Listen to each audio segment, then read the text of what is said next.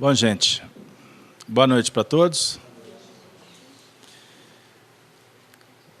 Que Jesus nos abençoe, que a espiritualidade possa se fazer presente, nos envolvendo. Nós gostaríamos de, nesse momento, questionar, tem alguém vindo à casa a primeira vez? Sejam bem-vindas, sejam bem-vindas. Nós abraçamos a todos os nossos amigos que acompanham a transmissão através da Rede Amigo Espírita, da Rádio Brasil Espírita de Maceió, do site da nossa casa, da FEAC, como também os nossos companheiros que acompanham a transmissão através do chat do YouTube, né, na conta do Google, que todos possamos juntos construir o aprendizado da noite. E que os benfeitores também possam visitar os lares que estão, nesse momento, representados, não só por vocês aqui presentes, mas também como os lares daqueles corações que estão nos assistindo agora na transmissão ao vivo.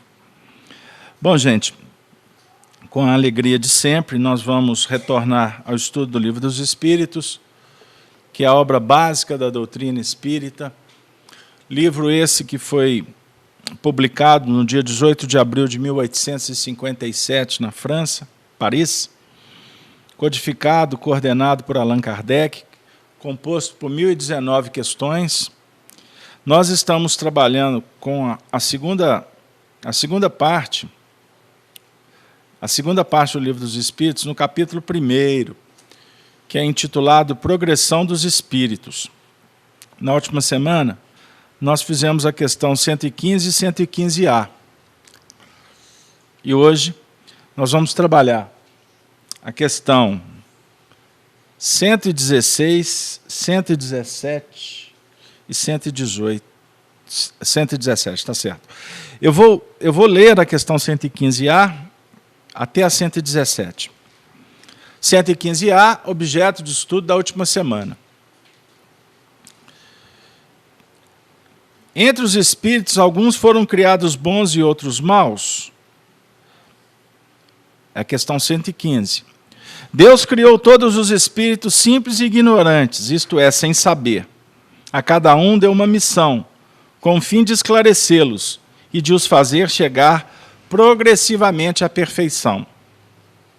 Na questão 115A, de acordo com isto, os espíritos se assemelhariam, na sua origem, a crianças ignorantes e sem experiência, só adquirindo pouco a pouco os conhecimentos que lhes faltam ao percorrerem as diferentes fases da vida? Resposta: sim. A comparação é justa. A criança rebelde permanece ignorante e imperfeita. Seu maior ou menor aproveitamento vai depender da sua docilidade. Mas a vida do homem tem um termo, ao passo que a dos espíritos se estende ao infinito. Então, essas questões nós trabalhamos na última semana.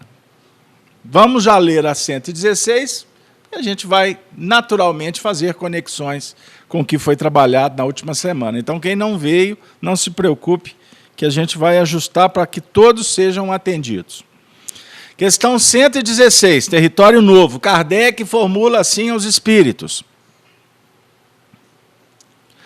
há espíritos que permanecerão para sempre nas ordens inferiores?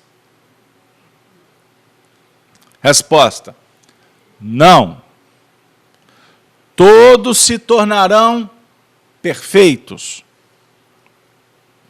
Eles mudam de ordem, mas isso demora. Porque, como já dissemos de outra vez, um pai justo e misericordioso não pode banir eternamente seus filhos. Pretenderíeis que Deus tão grande, tão bom, tão justo, fosse pior do que vós mesmos?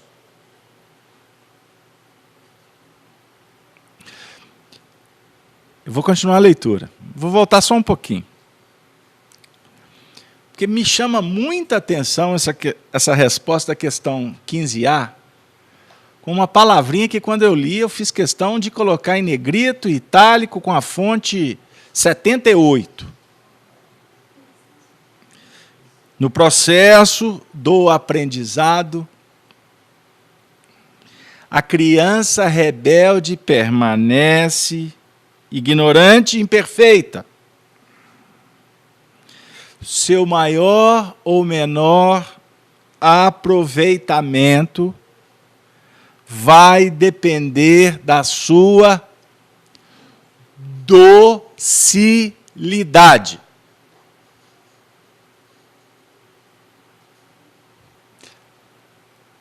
Será que eu posso dizer que, então, o problema do nosso aprendizado está na ausência da docilidade? Isso é para vocês pensarem. Não estou afirmando. Jesus é o mestre. É um mestre da docilidade. Para assimilar os ensinamentos dele, só é possível se estabelecermos um vínculo com a metodologia da docilidade. Sendo dócil, seremos humildes. Não há no aprendizado, ou melhor, não há aprendizado que prescinda da humildade. Humildade é o entendimento sobre limite e possibilidade. Pegou lá, Rodrigo? Tem gente que fala assim, eu fui num centro espírita muito humilde. Foi coisíssima nenhuma, porque não tem centro espírita humilde. Você pode ir num centro espírita simples. Uma casa simples. Você pode ter uma veste simples. Mas você não tem uma veste humilde, nem tem casa humilde. Porque humildade é virtude. A virtude a ser desenvolvida à medida em que o espírito progride. Então, eu vou conceituar aqui com o meu ajuste. Porque se a Dora for ali no Aurélio, no Google, no dicionário, vai ter lá uma definição clássica. Né? Ato ou efeito de ser humilde, aí vai. Mas eu quero dizer o seguinte, que humildade, na prática, é a gente entender que você, eu, todos nós, temos um limite. Temos um limite. E temos que reconhecer esse limite. Ok? Temos que valorizar o limite. Porque o limite está definindo que há uma conquista. O limite é a conquista. A conquista do agora. Do agora. Mas, todavia, contudo, porém, nada obstante, existe possibilidades para você ampliar o limite. Para você aumentar o seu campo de ação. Para desbravar, é necessário coragem. Mas a coragem aqui está amarrada nos procedimentos da prudência. Porque para você ser corajoso, você tem que ser prudente. Pegaram lá? É isso, senhor Murta? Então, os filósofos falam do medo.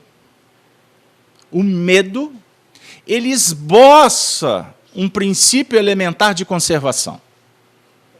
O medo é positivo. Mas o medo pode ser também patológico. O medo tem o seu aspecto negativo também. Pegou lá? Então tem filósofo aí, Gerson, que define que o contrário de amor não é ódio. O contrário do amor é o medo. Olha que extraordinário. Para se pensar. Não estou defendendo nenhuma escola aqui, não. Está certo falar que é o ódio, tudo bem. Mas está certo também dizer que é o medo. Porque o que impede o amor é o medo. O amor não tem medo.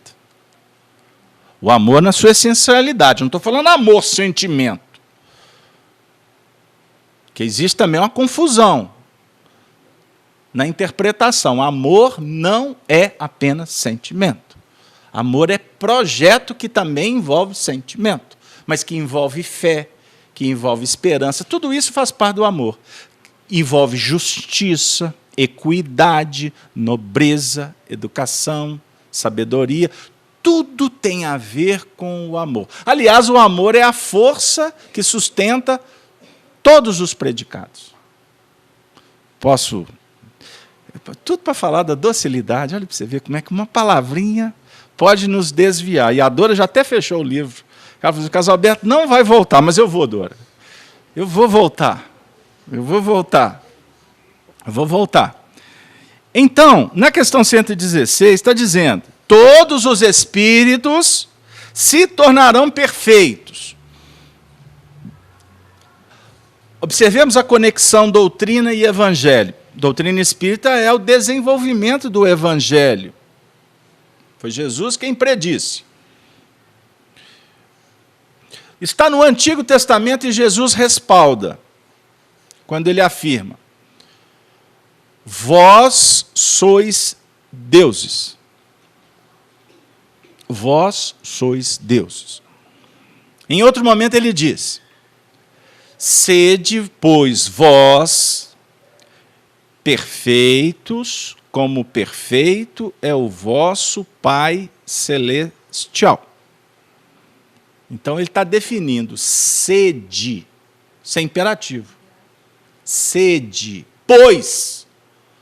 Por que ele pôs o pois? Porque teve um ensinamento. E Jesus, o amor, Jesus representa a essência do amor.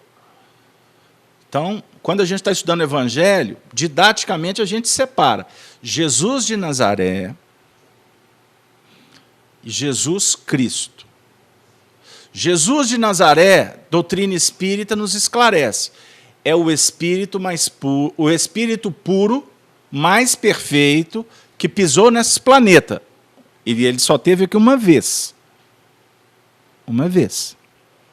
Fora a vinda dele, ele enviou mensageiros que o representou. Certo? Isso é importante. Tanto é verdade que ele mesmo disse: eu não vim destruir a lei e os profetas. O que ele estava dizendo com isso?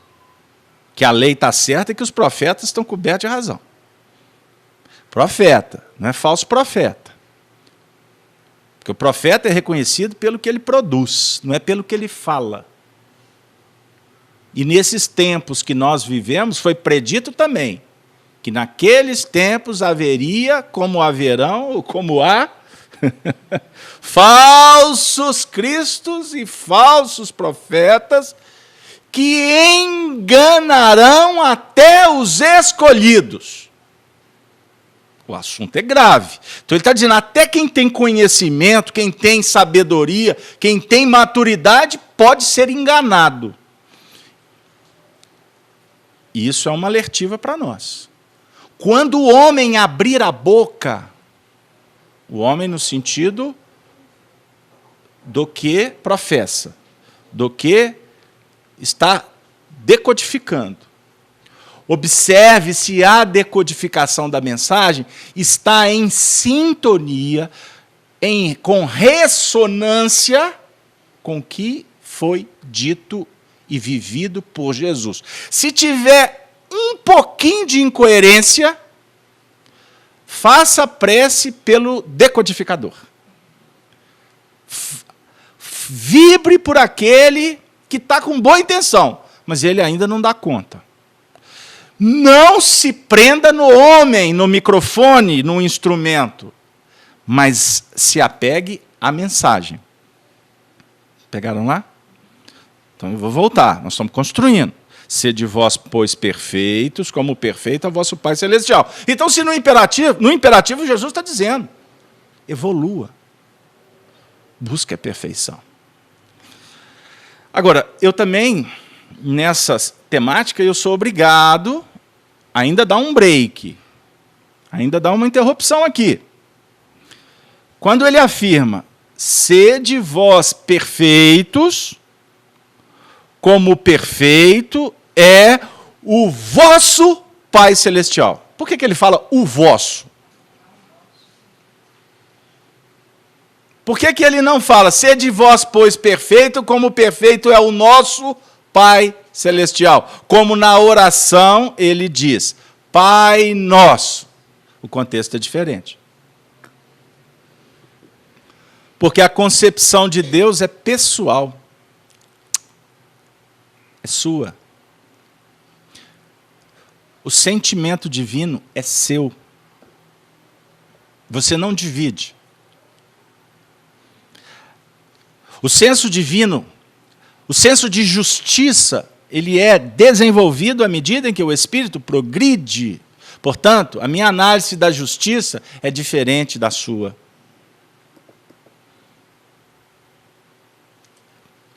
Querem um exemplo? Eu vou ser cuidadoso para não... Porque eu não posso incorrer num risco aqui. A Suprema Corte do país julgou essa semana o presidente do Senado, não foi? Foram quantos? 7 juízes e o presidente da Câmara? São 7 mais 1, é isso? São 9. Obrigado, obrigado. Teve 2 que estavam ausentes. Ok, então são 9. São 9 espíritos que estão ali tendo a oportunidade de apreciarem o próprio senso de justiça. E a responsabilidade é tão grande porque o senso de justiça aplicado envolve 200 milhões de pessoas. 9 juízes que estão sendo observados por 200 milhões que estão sentados na arquibancada como se estivessem assistindo uma partida de futebol. Pegaram lá? Então, cuidado com o que vocês acreditam, cuidado com a análise pessoal, cuidado com o julgamento, porque nós podemos, e a tendência é essa, estarmos equivocados. Ponto. Se eles são juízes, a responsabilidade espiritual é deles. Se eles cometerem injustiça, a consequência vai replicar em quem? Nos 200 milhões, não é isso? Saibam que as consequências serão justas. Porque se eles ocupam o cargo, quem os colocou lá foi um senhor chamado Jesus de Nazaré. Fiz-me claro, Gino? Ninguém ocupa um cargo à toa. Quem tem a responsabilidade de fazer está vivendo um processo de aprendizado. Você, na sua família, você tem a responsabilidade de escolher. A sua escolha vai replicar, não vai?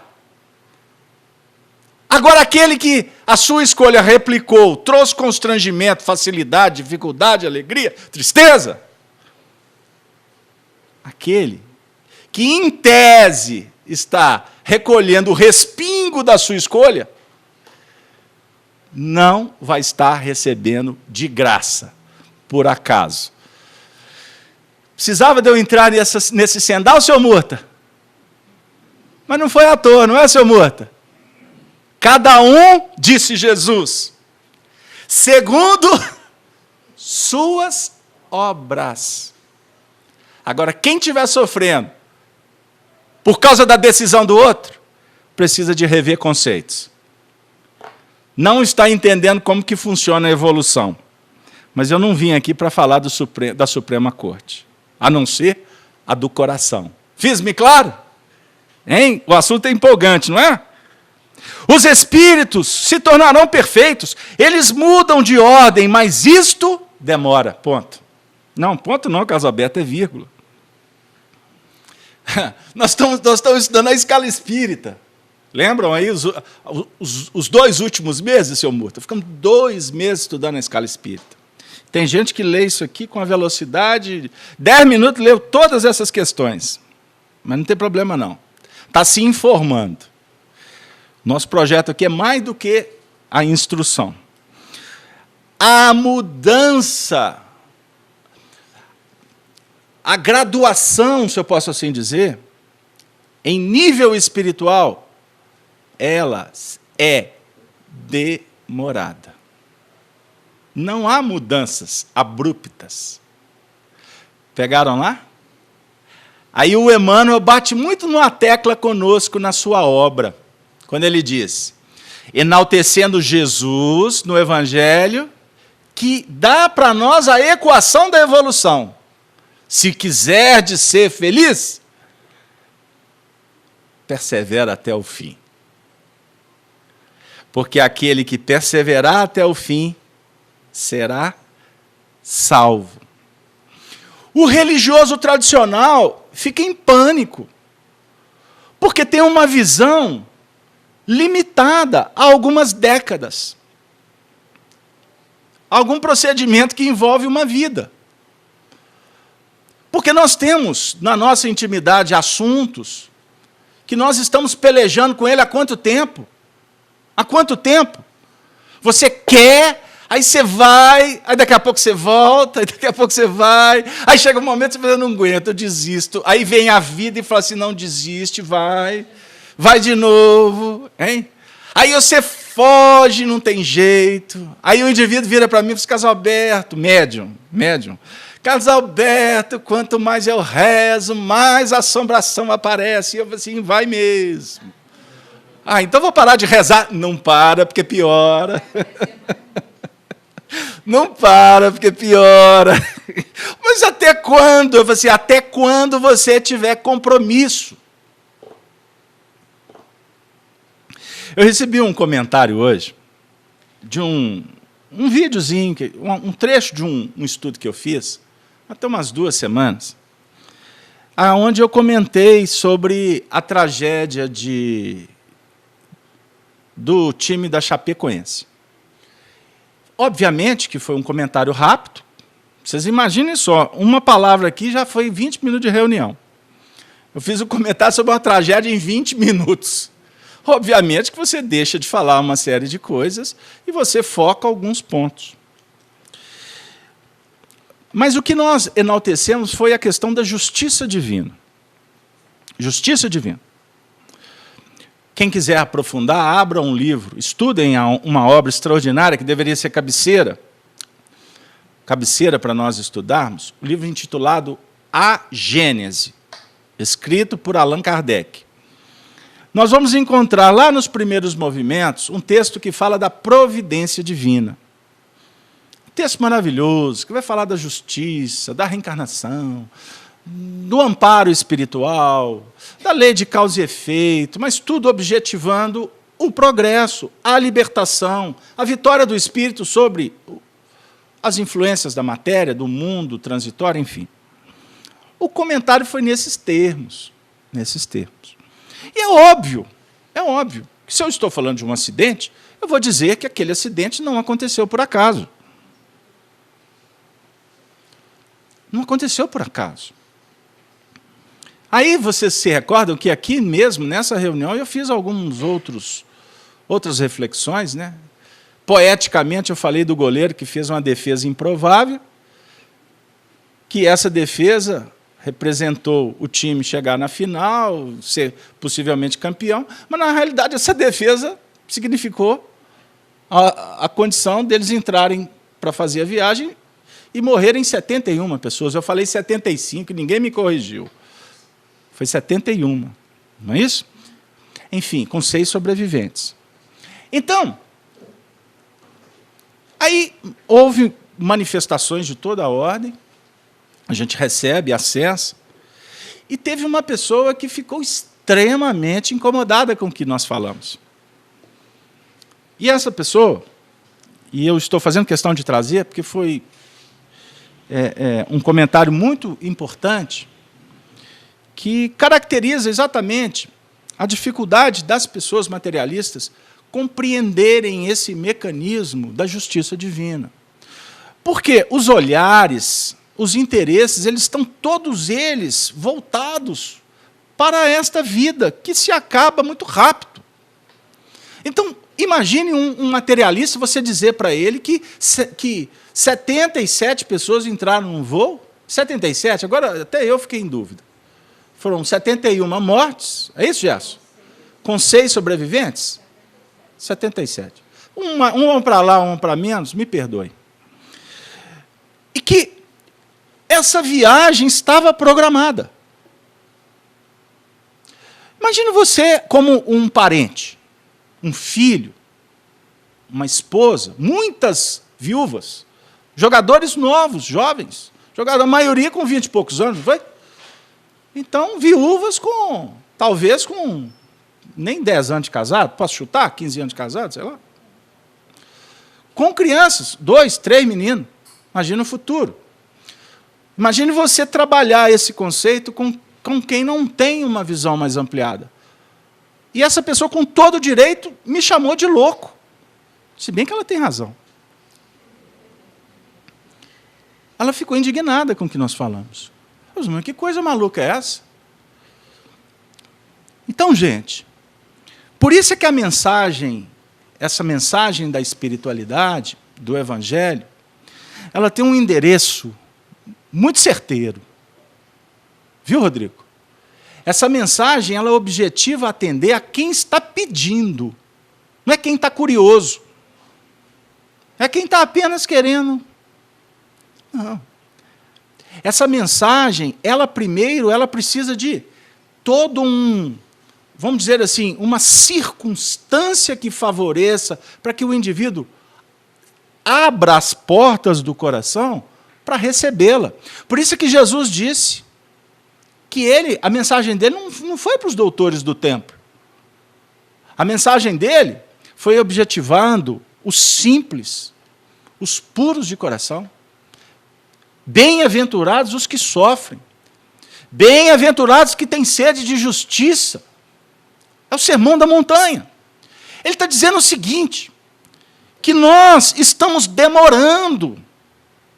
Nós demoramos nas nossas faixas evolucionais, porque é muito cômodo sentar e deixar as coisas caírem do céu, ou irem para o inferno, como queira.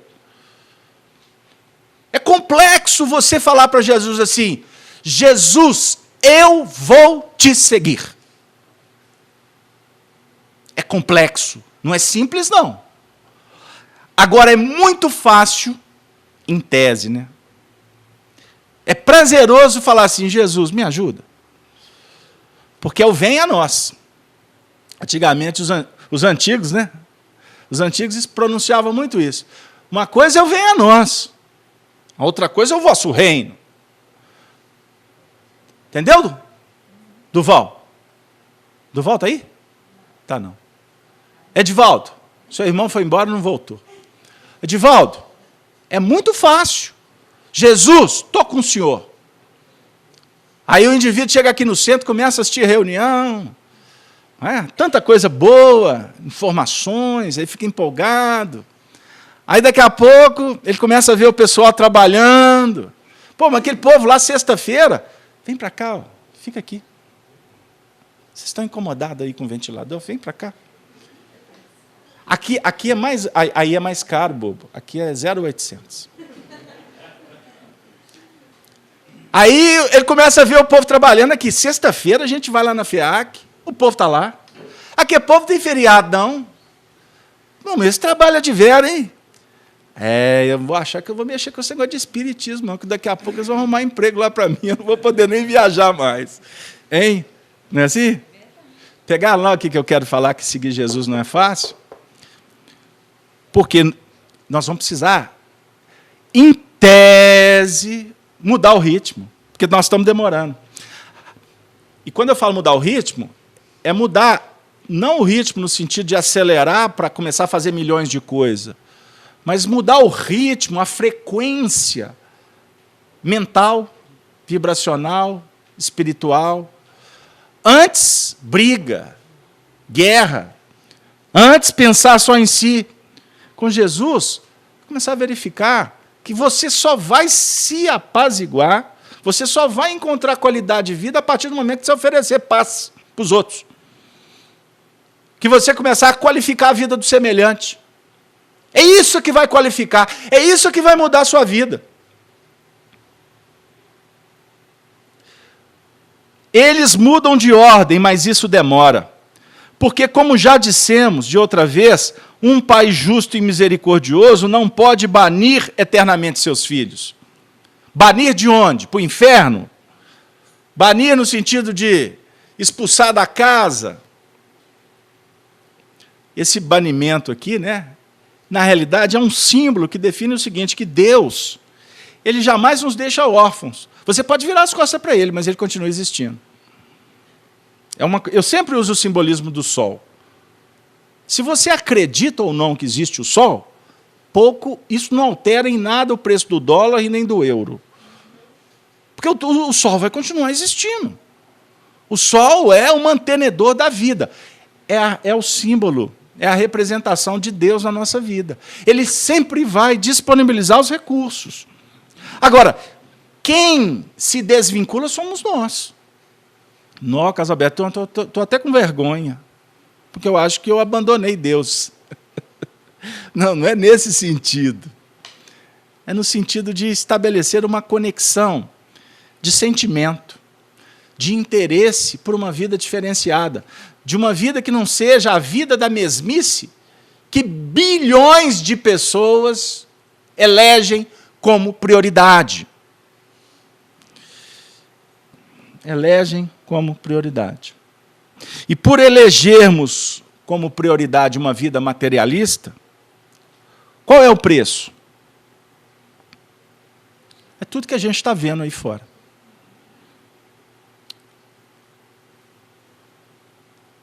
As incongruências, as inconsequências, as doenças, as desavenças, a violência. Tudo que está acontecendo aí fora que nos deixa perplexo é o preço. É o preço de uma escolha. Aí, Edivaldo, existem corações que, em tese, não escolheram. O indivíduo vinha lá com uma vida ajustadinha. De uma hora para outra, ele ficou doente da mente. Surtou. Entrou num quadro depressivo sem nenhum motivo. Aí haja passe, haja movimento para tentar ajudar o indivíduo. Vira aquele negócio para a parede ali para mim, filha. Todos os recursos possíveis procuramos oferecer para o indivíduo voltar ao que ele era. O materialista, ele vai falar assim, mas como assim? Fulano não merece isso, não. A família é tão boa, a pessoa tão ajuizada. Antigamente falava isso, né? Ajuizada. Porque tem os desajuizados e tem os... Você acabou de falar comigo? Tem os que têm juízo, e tem os que têm juízes. E tem os que têm juízos. É ótimo essa. Deus, trocadilho, para a gente refletir. Mas por que aconteceu aquilo? Exatamente naquele período. Justo naquele momento que ela teve um filho. Vamos inventar uma história? Que eu posso até estar atingindo alguém que está vivendo um drama parecido aí, eu não sei. Então, eu estou inventando uma história. Qualquer semelhança é mera coincidência. Por que aconteceu aquilo? O fato, o drama. Numa linha materialista de análise, é injustiça. Mas dentro de uma concepção mais ampla, nós vamos entender que tudo o que acontece na nossa vida é o resultado da nossa escolha. Muitas vezes, de uma vida anterior, um século atrás, 10 séculos atrás, e o negócio foi despertar aqui agora. Eu comentei ontem com um amigo, eu até comecei a falar no estudo, acabei não completando, eu vou completar agora. Um jovem me procurou me perguntando por que os filmes, esses filmes atualmente, ficam tão requintados de violência, monstros, não é? Aí tem lá o super-herói que vai lutar com o monstro. Por que tudo isso de uma forma tão avassaladora na atualidade, com tantos requintes de intelectualidade? Agora os super-heróis estão lutando entre eles. Não é? Por que isso? Porque nós estamos vivendo um momento mágico de transição planetária. E estes filmes eles estão representando exatamente o que nós estamos enfrentando ao nível da batalha interior. É com o primitivismo que temos ainda em nós.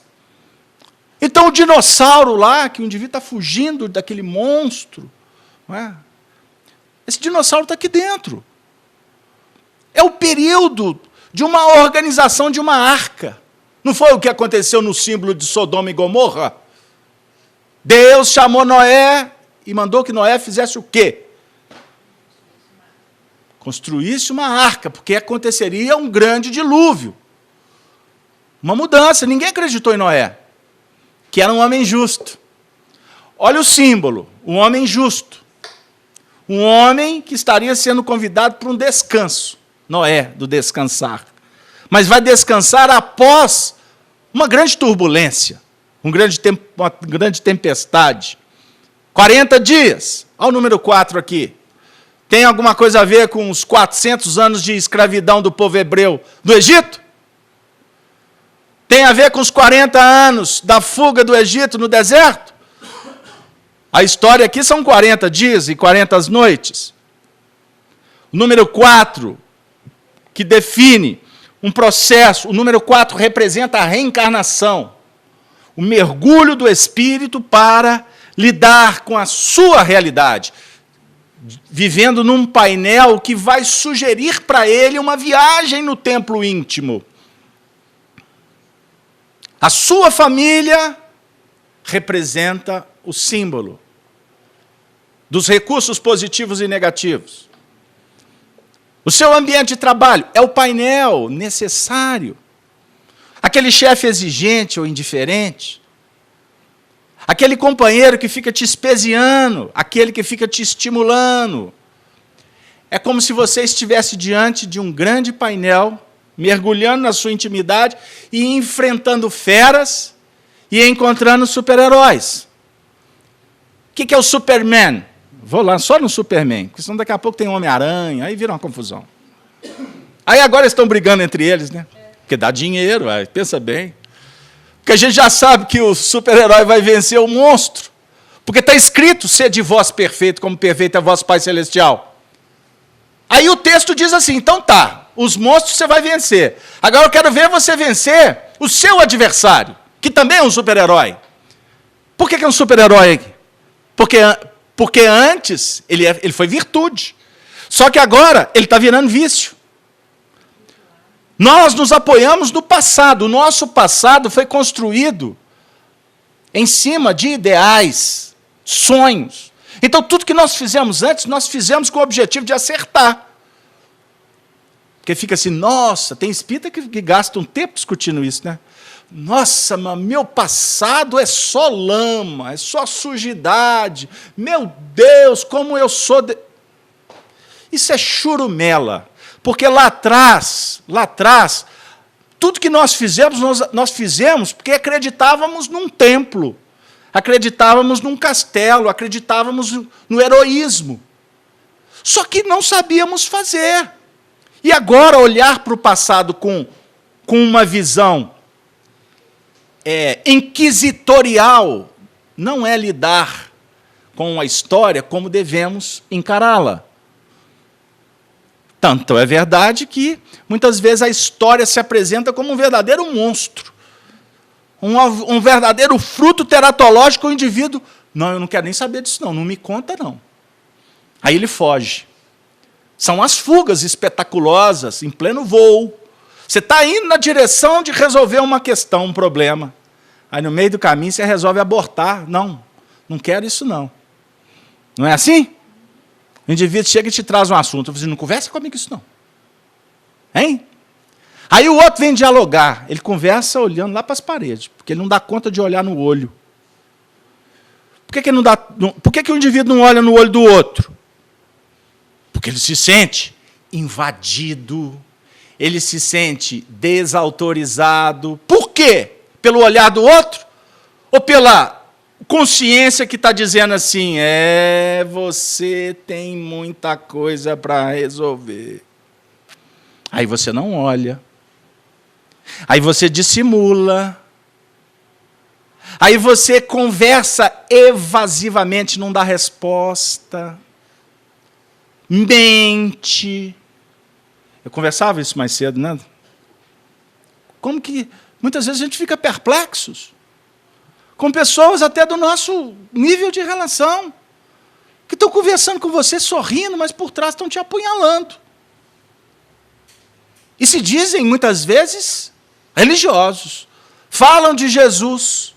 Fazem palestras magnânimas. Aí a gente fica assim, por que mentir? Para quê? A pior mentira é mentir para si mesmo. E toda mentira, ela é a expressão da mentira para si mesmo. Porque você pode enganar alguém por um tempo, mas você não vai enganar por sempre. Muitas vezes o indivíduo está fazendo determinadas coisas achando que o mundo não está vendo. Eu quero só dizer o seguinte, olha, não adianta pular a cerca e achar que ninguém está vendo, porque na hora que a sua mulher dormir, ela vai para o mesmo lugar que você está indo encontrar com a outra. Casal aberto muda de assunto, então. Então, você fica esperto. Hein? Eu falei, porque, né? Para ficar bem com as mulheres, né? Mas também costuma acontecer o contrário. Aí, quando fala do adultério, aí todo mundo mexe na cadeira, porque já fica logo, já põe logo a mão na cabeça. Né? Põe logo a mão na cabeça. Mas é isso que nós estamos dizendo. Você mente hoje, amanhã a vida vai te devolver isso de alguma sorte. Pegaram lá? Então, depende dos espíritos apressarem o seu progresso rumo à perfeição? É a pergunta 117. Certamente. Eles a alcançam mais ou menos rápido, conforme o seu desejo e submissão à vontade de Deus. Uma criança dócil não se instrui mais depressa do que uma criança rebelde. Voltou aqui a docilidade da questão 115A. Ô, Dora, a gente podia mudar o tema de hoje.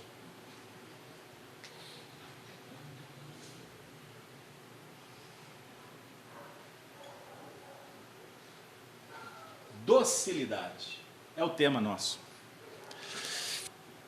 Se não nos fizermos dóceis, você não abre o coração. Na realidade, o nosso tema, nós propusemos razão e sentimento. Porque nós estamos num processo de educação espiritual, de evolução.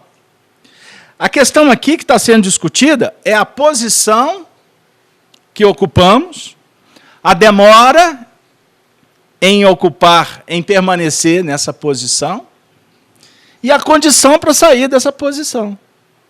Que entra a questão da docilidade. Sem docilidade, nós não vamos ouvir o chamamento divino, o convite para modificação. Oi? Fala no microfone, por favor.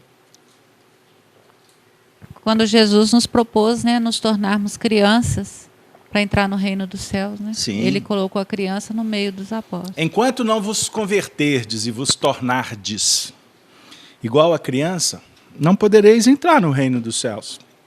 Entrar. Capítulo 18 de Mateus, no versículo 2 e 3. Nós queremos ser o maior. Mas ele está dizendo sobre entrar. Quem é o maior no reino de Deus? Aí ele manda que traga uma criança. Enquanto não vos converterdes e vos tornardes. Então, aqui vai encaixar agora direitinho com o que a gente propôs. O que é a conversão? Enquanto não vos converterdes. A conversão é vir para a casa espírita e dizer, agora eu sou espírita. Ah, eu vou ser batizado pelo Espírito Santo.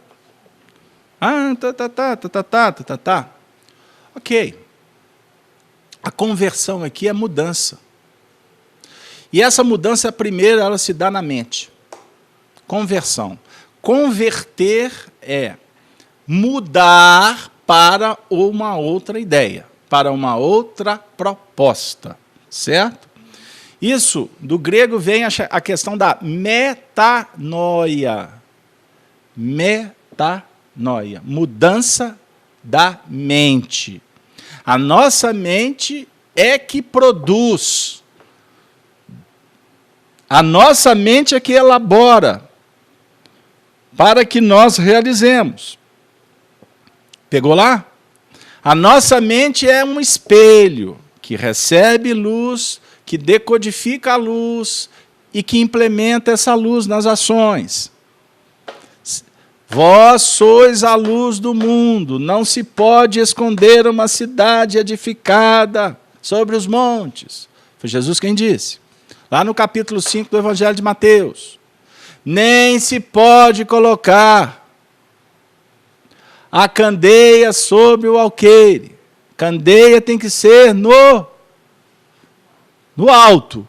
Cidade está edificada. Como é que você vai esconder a cidade? Nós somos uma cidade, se eu posso assim dizer, edificada sobre um monte. Você é luz. Você é observado. A sua produção, ela é assimilada por aqueles que estão prestando atenção nessa candeia. Só presta atenção na sua produção quem se afina com ela.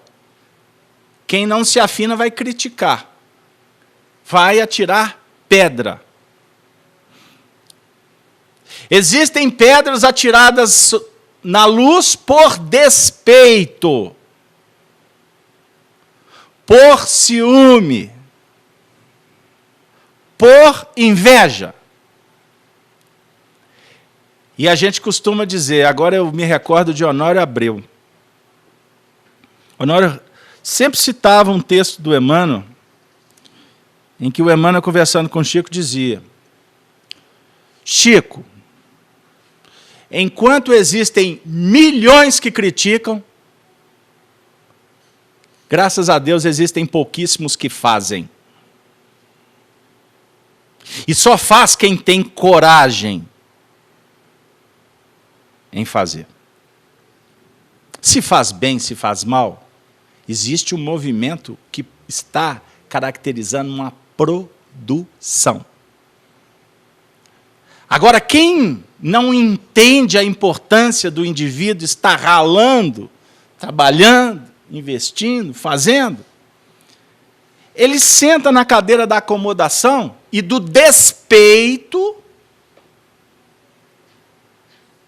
e fica criticando. E fica atacando. A treva opera assim. Você, eu, nós, nos movimentamos para melhorar. Por que se você veio à reunião espírita? Por que nós ligamos o computador aí, Sony? Nós estamos querendo algo de diferente. Porque senão você não tinha vindo aqui.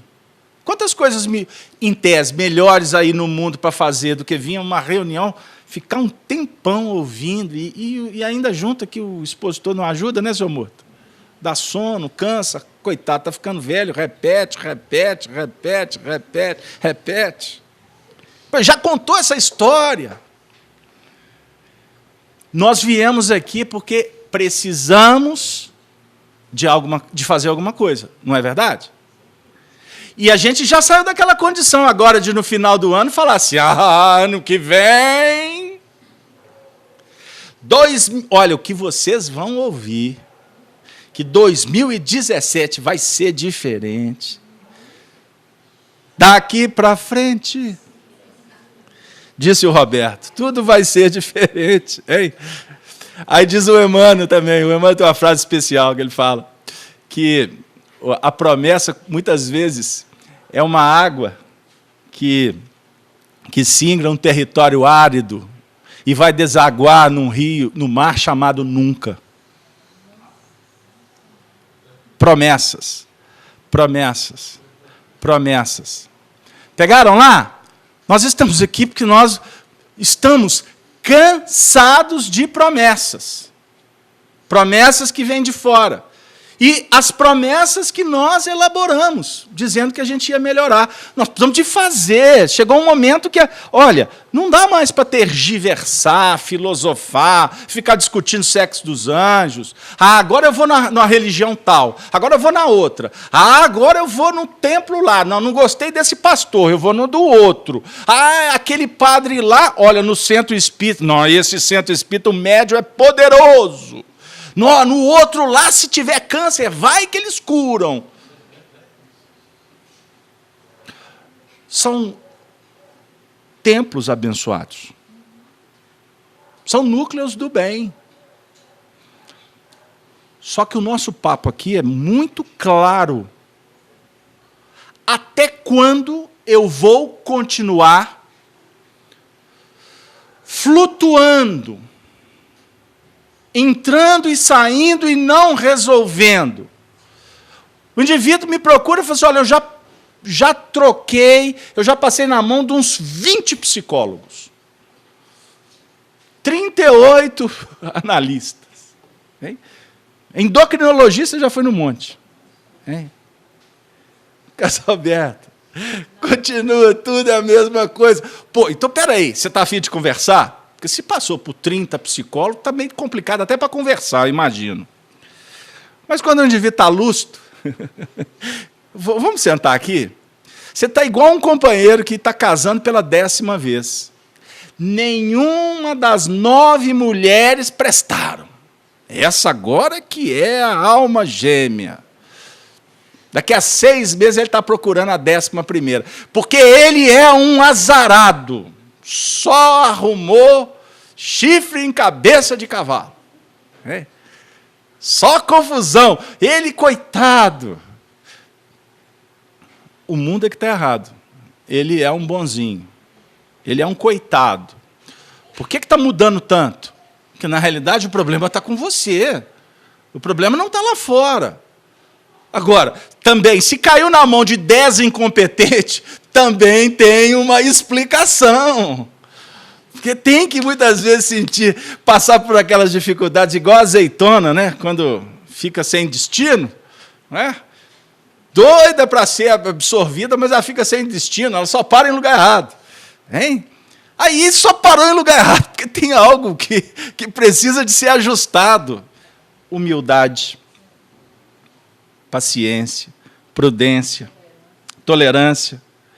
Então, essa questão 117 fala para nós, de novo, da docilidade, para se instruir.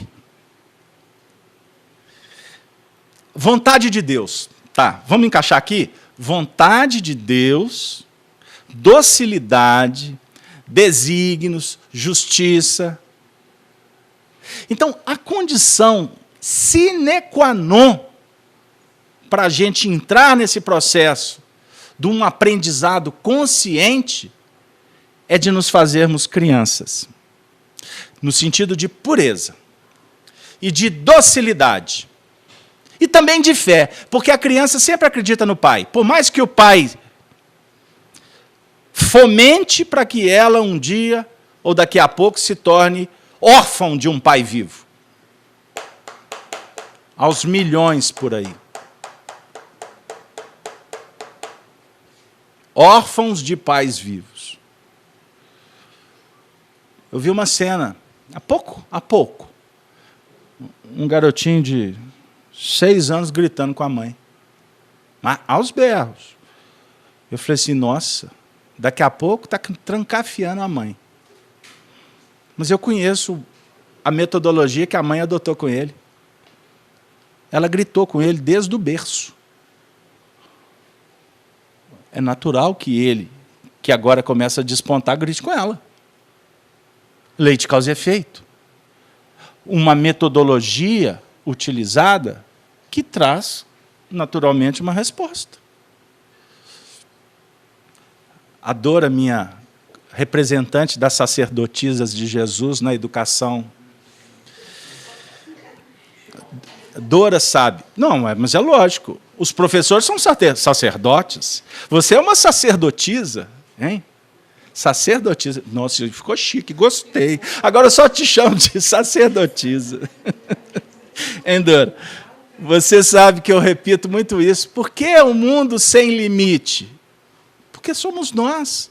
É que não vivemos os limites. Nós não reconhecemos os nossos limites. Nós não reconhecemos os nossos limites, por isso que nós somos arrogantes. Por isso que nós não trabalhamos com gratidão, com reconhecimento.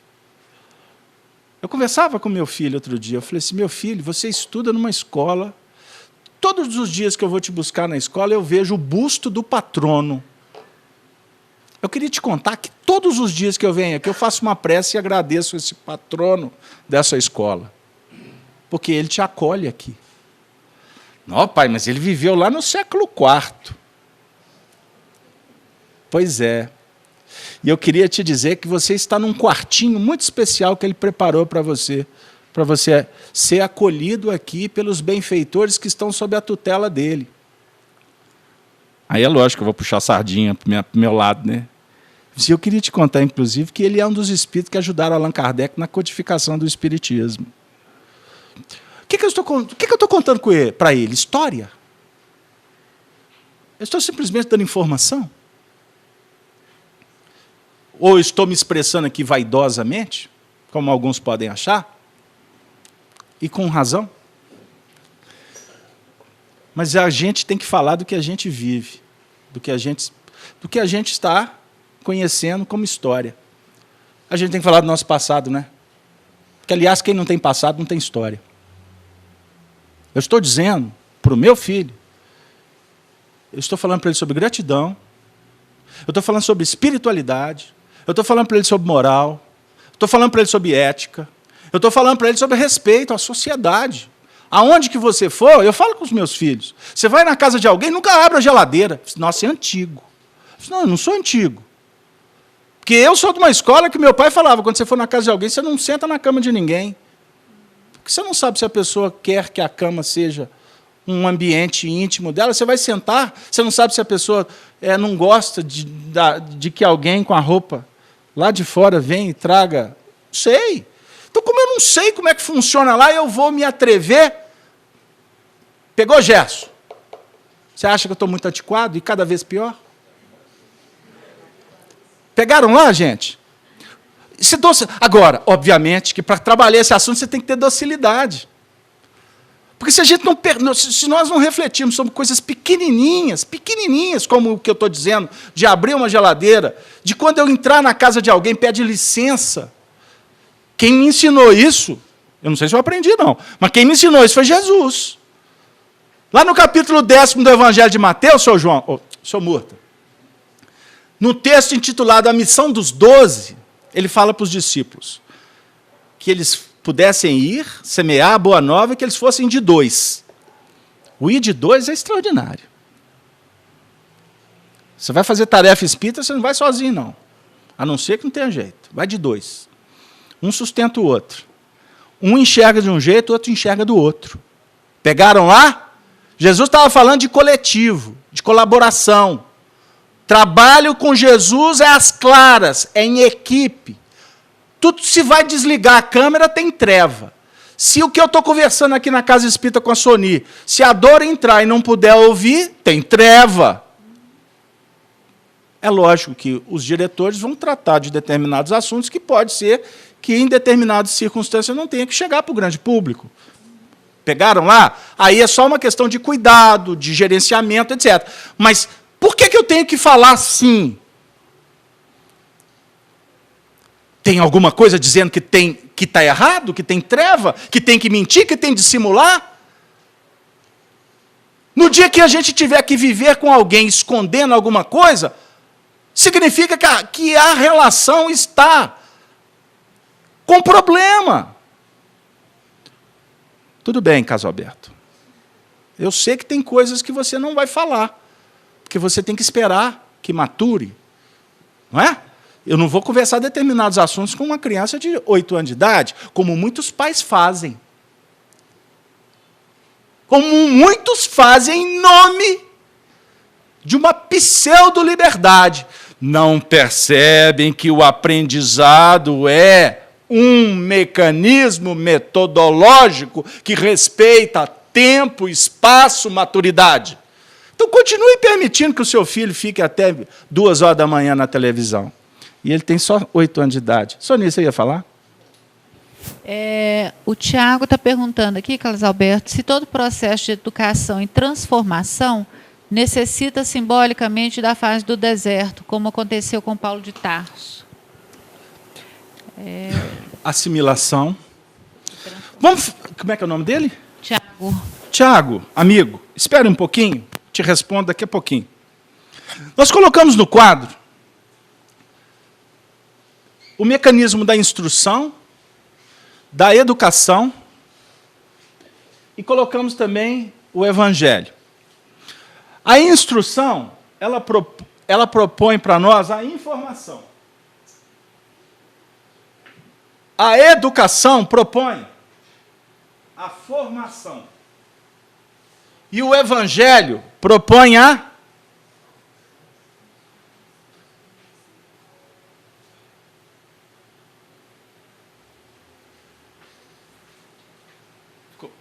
Dorinha esqueceu. Minha sacerdotisa falhou. Vamos ver por quê? Agora eu vou buscar não os universitários, universitário sou eu. Vamos buscar os mestres. Emmanuel. No livro Pensamento e Vida, ele vai nos explicar que no mecanismo do aprendizado existe o primeiro movimento importantíssimo chamado instrução. Emmanuel diz assim, eu vou ler alguns trechos, eu peço a data vênia aí, porque senão... Já se disse que 2 asas conduzirão o espírito humano à presença de Deus.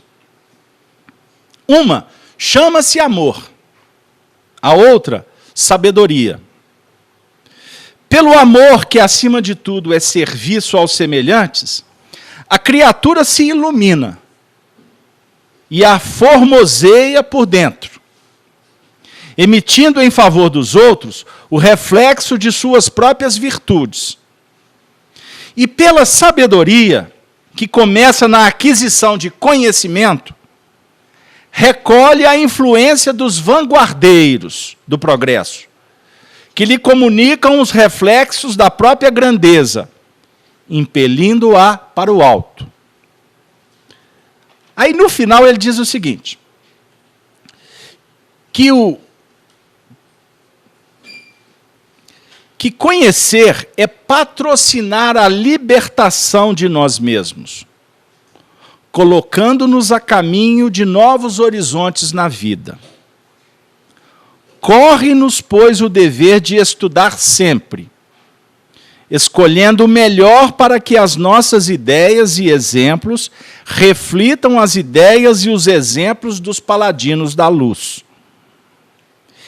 Nessa lição, que é muito ampla, e eu os convido a adquirir esse livro, Pensamento e Vida, ele está nos dizendo que o mecanismo da instrução, ele é a base para se adquirir a sabedoria. A instrução, ela é recebida, inicialmente, de fora para dentro.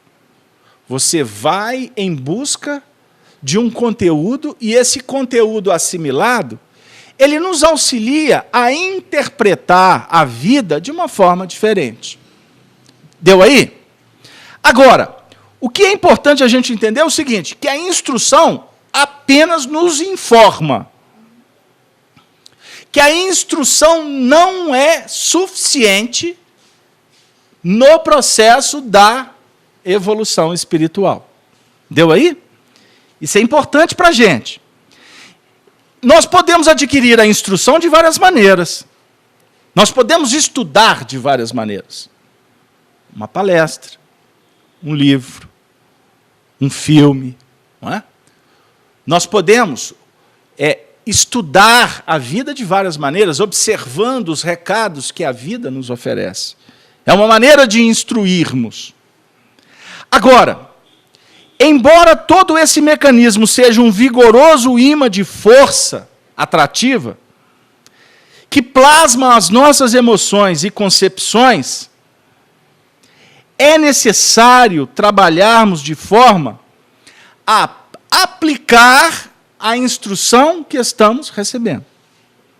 Porque na aplicação da lição, do ensinamento, é que nós vamos nos libertando de tudo que nos aprisiona. Quando Jesus diz assim, conhecereis a verdade, e a verdade vos libertará, ele está nos convidando a não nos determos no caminho, procurarmos sempre a elucidação. Busca. Porque tudo que a gente buscar, nós vamos receber. É da lei. É da lei. Comece a elaborar determinadas questões de ordem íntima e se prepare, faz esse trato com a gente aqui. Se prepare que em breve a vida te responde. Pode até demorar um pouco, dependendo da necessidade da gente ir encontrando alguns elementos para que tudo isso se torne inteligível para a gente, compreensível para todos nós. Costuma uma dúvida, um problema seu ser solucionado de uma forma muito simples. Você está lá um tempão buscando, aí de uma hora para outra um amigo seu fala assim, vamos no cinema, meu amigo? Vamos assistir um filme na Netflix? Vamos ver, vem cá para você ver um vídeo.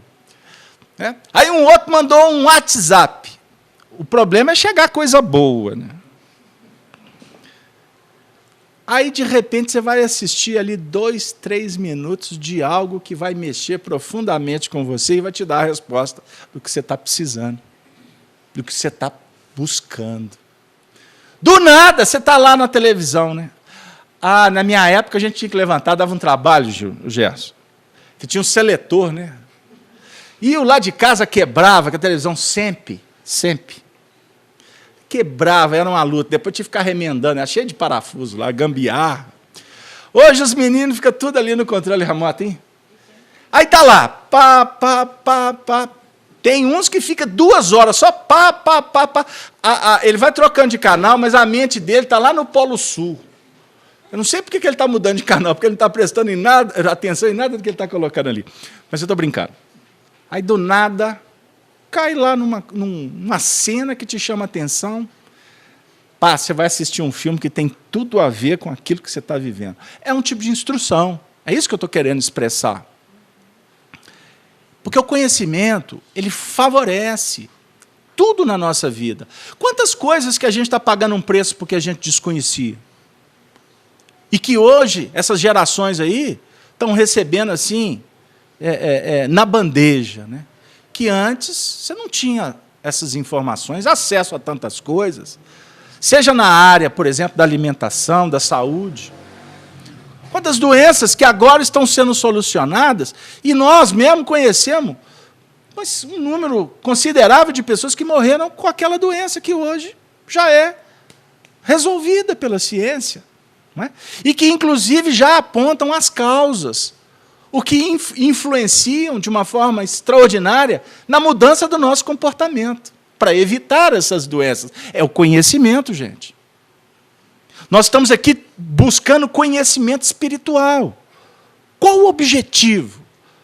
Eu bato muito na tecla, né? Para a gente entender a vida, qualificar a vida. Ok, eu estou sendo sintético.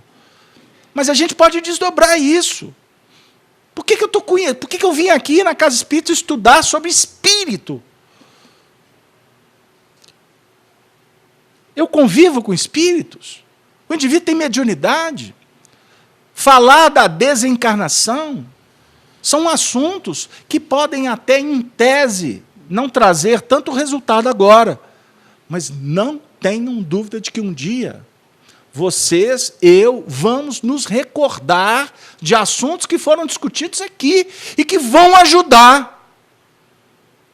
Pode ajudar até no nosso despertamento no mundo espiritual. A gente não escuta isso aqui nas reuniões mediúnicas? Espírito chegando aqui e falando assim, puxa vida, gente, aproveitem o que vocês estão recebendo, porque eu não tive esse privilégio. E como que eu sofri do lado de cá? Quer dizer, ele está falando para a gente que nós estamos bebendo de uma água limpa. Agora, não adianta só beber essa água limpa, é necessário trabalhar com essa água para que ela possa renovar, para que ela possa modificar, que ela possa limpar, de alguma forma, as nossas concepções, a nossa intimidade. Então, a instrução, ela informa. E como define Allan Kardec na questão 685 do Livro dos Espíritos, no comentário, ele fala assim, a instrução é um tipo de educação.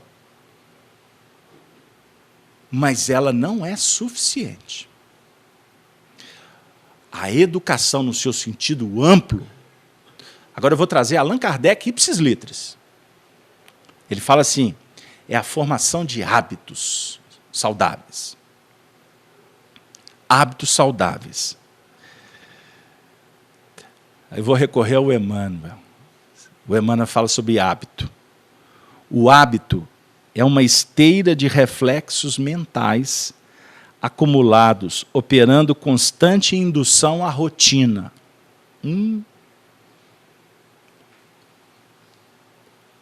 Reflexos mentais que nos induzem à rotina. Mais à frente ele vai falar que a rotina é fixador do aprendizado. Certo? Agora, nossos reflexos é que nos propõem, que nos induzem a estabelecer a rotina. O grande problema da rotina é quando nós nos tornamos escravos dela. Mas nós precisamos de considerar a importância dela como fixador.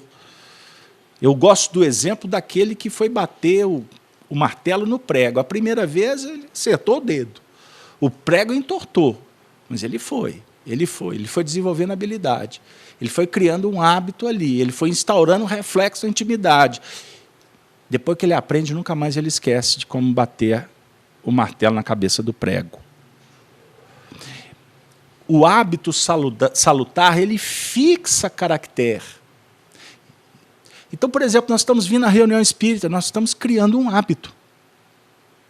Toda sexta-feira aqui, eu posso dizer, e para mim vai ser uma luta, hein? Porque não vai ter mais sexta, vai ser quinta. Eu gosto de falar isso, porque eu falo isso com muita alegria. Que vai completar 22 anos que eu faço a reunião de sexta-feira. São 22 anos. Eu bato nessa tecla. Por vaidade? Não. Porque foi isso que fixou, na minha intimidade, uma rotina que me auxiliou de uma forma extraordinária que eu mesmo desconheço a importância disso. Pegar lá? Então, chega sexta-feira, a minha calça já fica até em pé. O cabide já sai para o lado de fora do armário.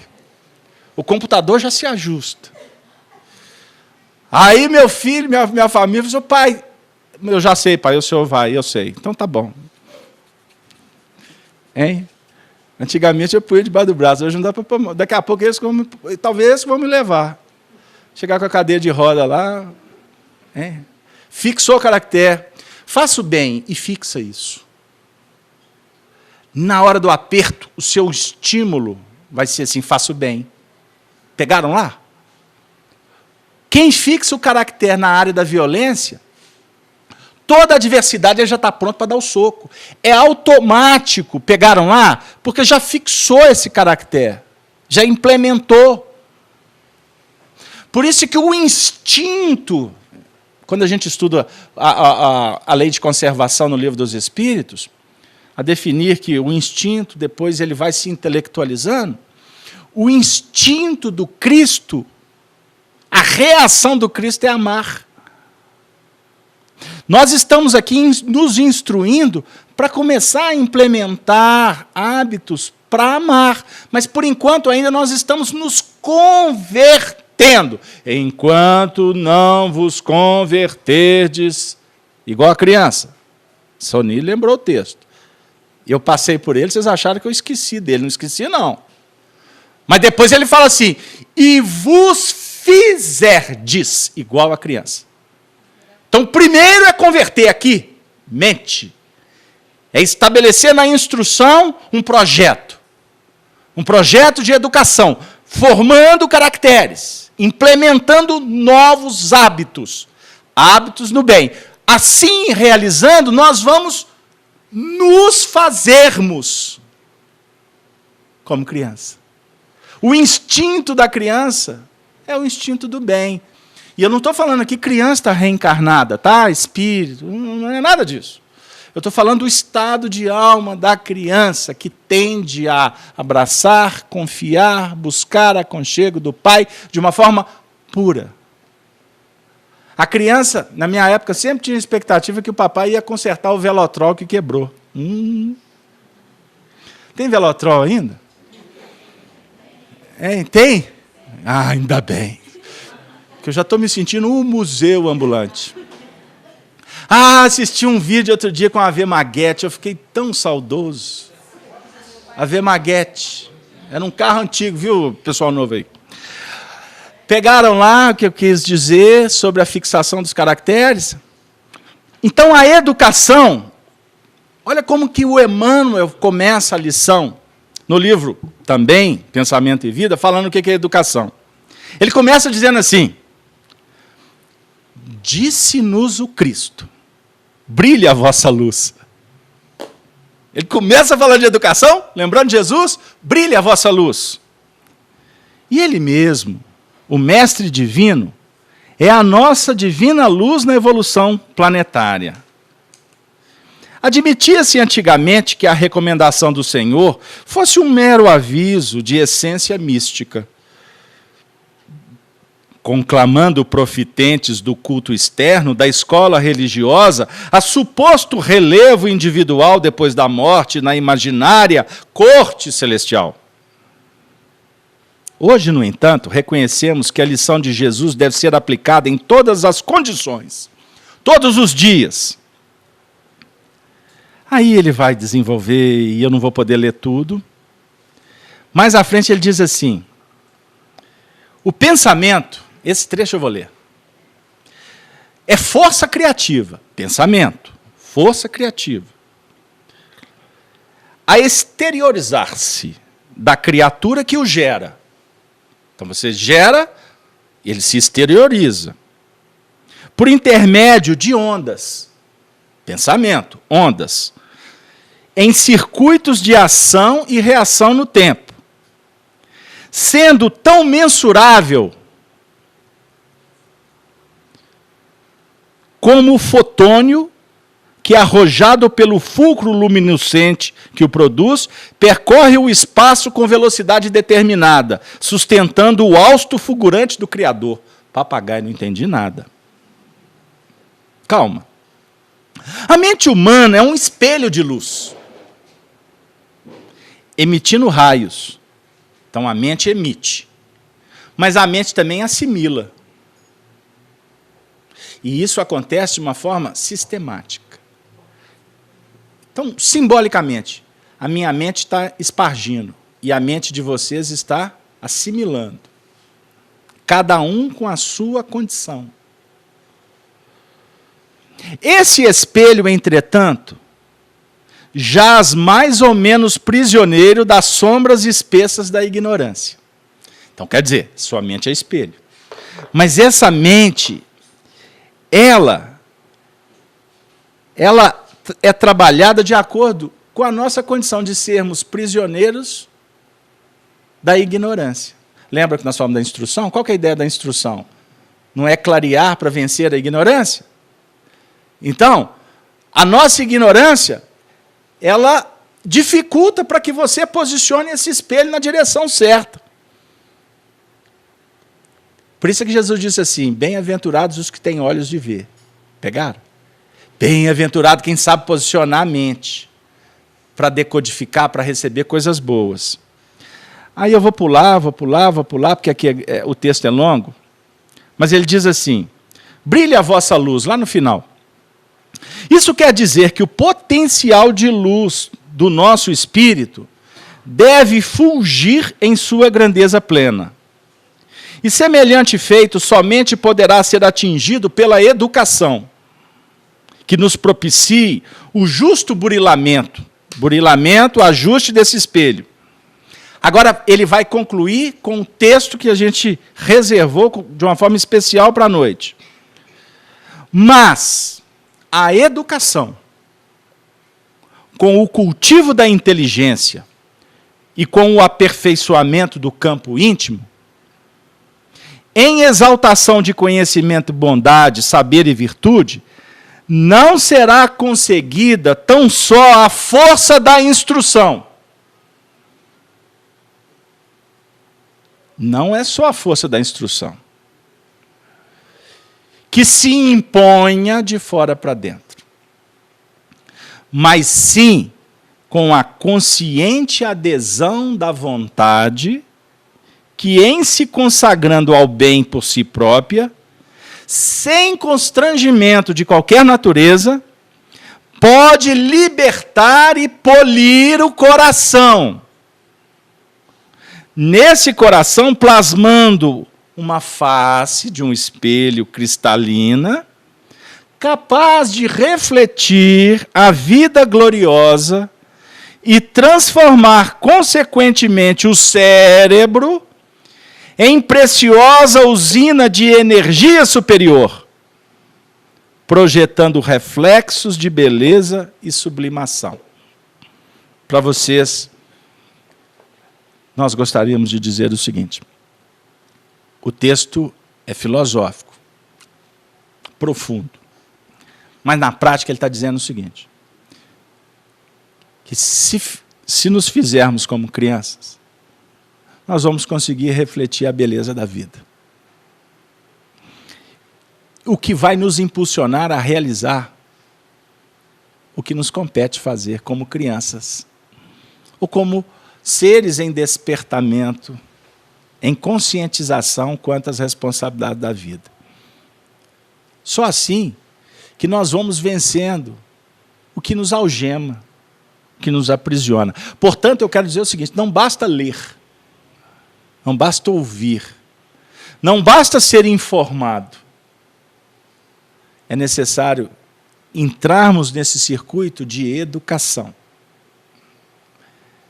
transformação, fixação de novos hábitos. Ficou claro, gente? Então, todos os momentos de crise, nós ouvimos promessas, por exemplo, que definem que o que vai consertar, que vai ajustar o nosso Brasil, é a educação. Não é isso? A gente escuta isso toda hora. Sem educação, nada é possível. Eu queria chamar a atenção, porque esses discursos, na realidade, estão se referindo a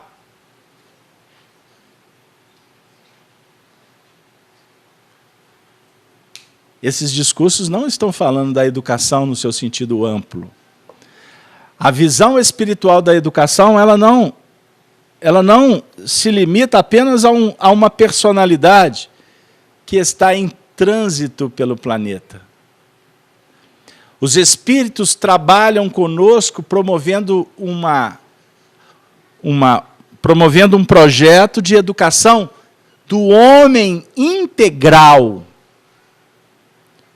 A educação aqui tem a ver com o físico, tem a ver com o perispírito.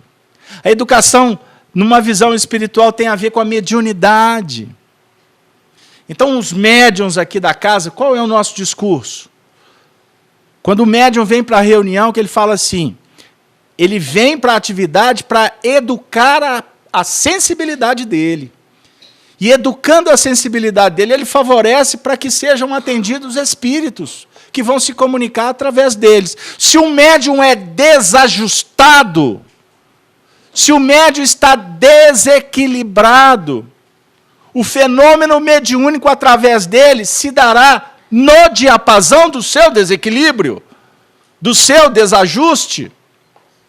Como eu posso imaginar uma mente do mundo espiritual superior vindo à Terra para trazer uma poesia ou uma musicalidade usando instrumentos que estão todos desafinados? Então, quem vem para a doutrina espírita, ele estará sendo convidado para um projeto chamado Educação Espírita, ou Educação Espiritual, que tem uma metodologia que é proposta para que singremos o mar das experiências da vida, procurando sempre estar em sintonia com aquele que é o nauta, que é o coordenador da embarcação da vida, que é Jesus. Ele tem a bússola, nós não temos. Ele tem a diretiva. Ele que aponta a circunstância. Ele é que favorece para que o clima seja a favor ou adverso. Ele é que efetivamente tem o carinho, o cuidado para favorecer, para que nós outros nos sintamos acolhidos nesta viagem. Porque ele é o amor na sua plenitude. Jesus é o amigo que nós não vamos encontrar no mundo. Porque ele é um amigo que jamais nos abandona. E ele é um amigo que conhece as nossas fragilidades. Ele é um amigo que não exige o que a gente não pode dar. Ele é um amigo que não invade a privacidade nossa. Porque ele sabe que isso é antididático. Ele sabe que a evolução não dá saltos. Ele sabe que a semeadura é livre e que a colheita é obrigatória. Então, em determinados momentos que ele sabe que nós precisamos da augúria, é o momento em que ele mais se aproxima. Mas ele não pode tirar de nós a oportunidade de dar o testemunho. Ele não tira a lição. Ele procura nos fortalecer como aprendizes para que sejamos vitoriosos diante da escola que nos convida para vencer os nossos limites. Ele é o amigo que, quando estamos felizes, ele compartilha da nossa alegria, porque ele sabe que nós precisamos também do sorriso, do afago. Quando estamos vibrando em faixas do atendimento social, ele se faz resoluto, nos concedendo o irmão e também o adversário, para que a gente possa colocar em prática os ensinos que ele nos ofereceu. Então, o convite que a doutrina espírita oferece, com toda a pujança, com toda a autoridade, que não é autoridade de homens, eu repito, a doutrina espírita tem a autoridade concedida por ele, por Jesus, pelos espíritos que o representaram na codificação e que hoje divulgam um trabalho extraordinário feito por Allan Kardec, através de pessoas sérias, envolvendo os espíritas conscientes quanto à importância da própria educação. Porque não adianta semearmos a luz se nós não estamos preocupados em implementá-la, em vivê-la. Somos pequenos? Somos neófitos? Vacilamos? Sim. Porque somos essas crianças ainda indóceis. Então ele, na sua condição de mestre Senhor, ele está nos envolvendo para que nós nos tornemos aprendizes dóceis. Ele não tem expectativa que nós nos tornemos espíritos elevados. Ele só está dizendo, bem-aventurado os que são misericordiosos, porque alcançarão misericórdia. Ele está convidando a todos nós a sairmos para esparramar a misericórdia. Não é? Para atender a miséria do coração. Porque misericórdia é atender a miséria do coração. Porque atendendo a miséria que campeia no mundo, é que nós vamos realmente vencer a nossa própria indigência espiritual. Sejamos, amigos, confidentes de Jesus. E sejamos inconfidentes das nossas dificuldades, modificando-as através de cada testemunho na nossa vida. Por isso, quem sou eu? Mas repetindo o que os benfeitores espirituais trouxeram para nós nessa noite, nós vamos encerrar a nossa atividade enaltecendo a importância do Evangelho.